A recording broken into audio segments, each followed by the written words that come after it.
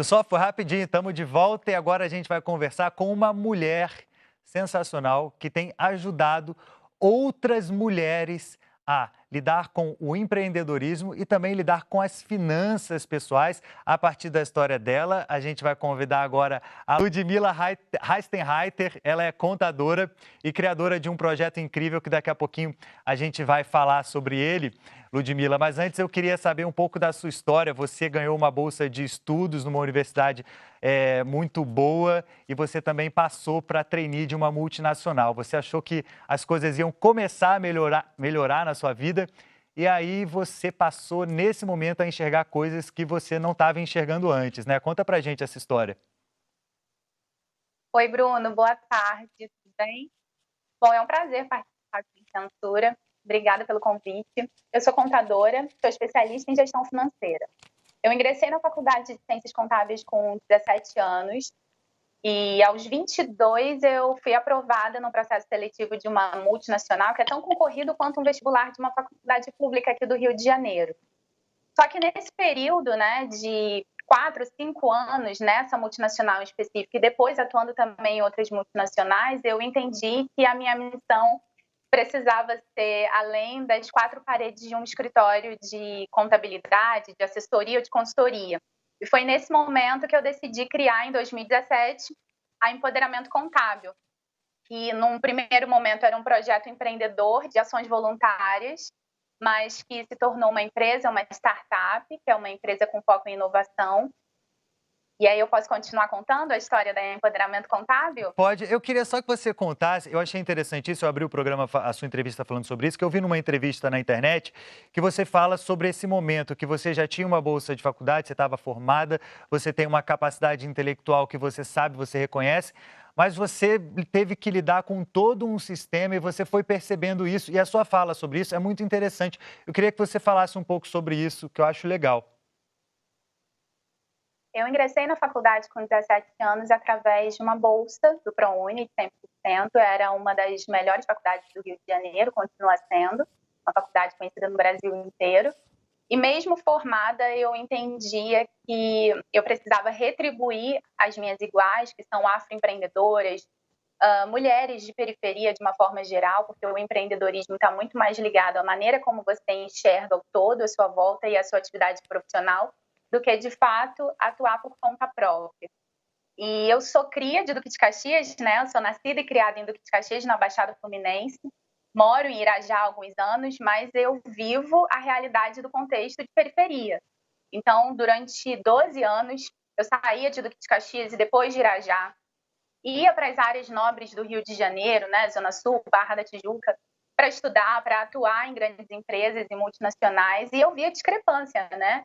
Entre os microempresários do local onde eu morava, do Caxias, de Irajá, os camelódromos, né, que ficavam no caminho de casa até a rodoviária, onde eu pegava ônibus muito cedo para conseguir chegar nesses locais no horário, né, no trabalho, na faculdade, no horário. E eu entendia que eu precisava impactar de alguma forma a vida daquelas mulheres, né, daqueles homens também, porque mulheres impactam as suas famílias, principalmente.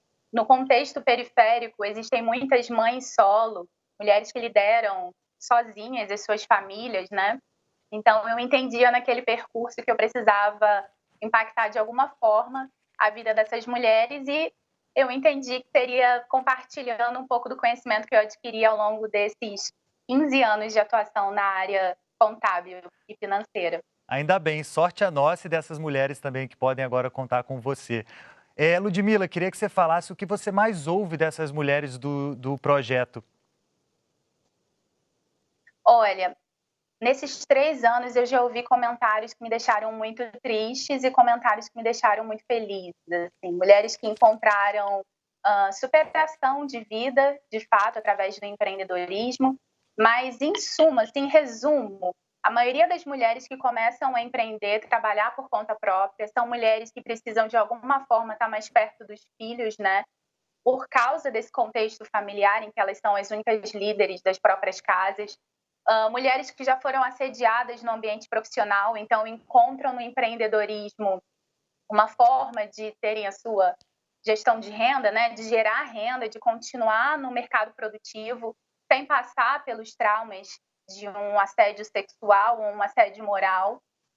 E muitas mulheres também enfrentam o preconceito de ouvir até do seu companheiro ou dos seus familiares de que aquele trabalho como empreendedora é só temporário até que ela possa voltar para o mercado de trabalho, né?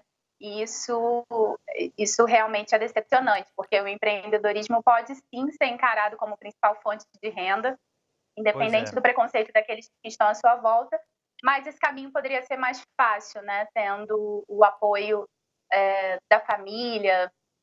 Pois é, não, mas eu tenho certeza que no futuro, através de iniciativas como a sua, isso vai começar a melhorar um pouco. A gente tem que ser otimista, mas eu tenho certeza que isso vai melhorar. Ô, Ludmila, a gente tem uma pergunta aqui. A pergunta é do Gustavo Negreto, ele é repórter da TV Clarê, no interior de São Paulo, cidade de Rio Claro. Fez uma pergunta para você, a gente vai exibir e aí na volta você responde. Vamos ver. Olá, pessoal do Sem Censura. Meu nome é Gustavo Negreto, eu sou repórter da TV Claré de Rio Claro, interior de São Paulo. E minha pergunta vai para a Ludmila. O perfil de empreendedor mais afetado durante a pandemia é de pessoa negra, que mora em periferia e tem baixa escolaridade. Se a gente pensar que esse negócio poderá não reabrir mesmo após a normalidade, o que a pessoa, principalmente a mulher com este perfil, pode pensar como solução para o futuro? É isso, obrigado e até mais. Valeu, Gustavo. Pergunta boa, né, Ludmila? Responde, por favor. Pergunta ótima, obrigada, Gustavo. E está super em linha com o que a gente tem vivido, né, nesses últimos meses. A pandemia, as medidas de isolamento social só lançaram luz a um problema de gerações, né?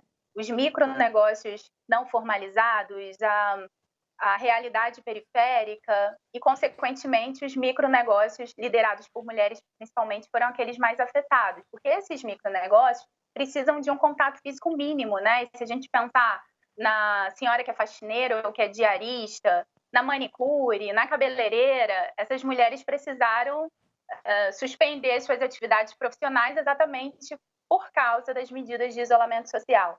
Eu acho importante a gente pensar o seguinte: as áreas periféricas têm sua história, têm a sua ancestralidade. E a maior parte das pessoas que vivem nas áreas periféricas do Rio de Janeiro, no contexto nacional também, são pessoas negras, são pessoas originalmente nordestinas que deixaram a sua terra de alguma forma para tentar condições melhores, né, de vida, de emprego, de saúde. Então, o que eu posso dizer para essas mulheres é que nesse novo contexto, que eu espero que não seja um novo normal, mas que a gente se adapte com tudo que a gente aprendeu e viveu nesse período e tem vivido nesse período de isolamento social, é que você faça as pazes com a sua ancestralidade. Historicamente, nós mulheres temos as rodas de conversa para nos apoiar, nós temos o acolhimento feminino. Então, são formas, sim, de além de você encontrar um apoio, né, em outras mulheres que também estão vivendo o mesmo cenário que você, através da economia colaborativa, reduzir os custos de produção do seu empreendimento, do seu micronegócio. Foi um prazer conversar com você, viu? Obrigado pela sua participação no Sem Censura de hoje. Muito sucesso. Foi uma honra. Obrigada a vocês. Obrigado.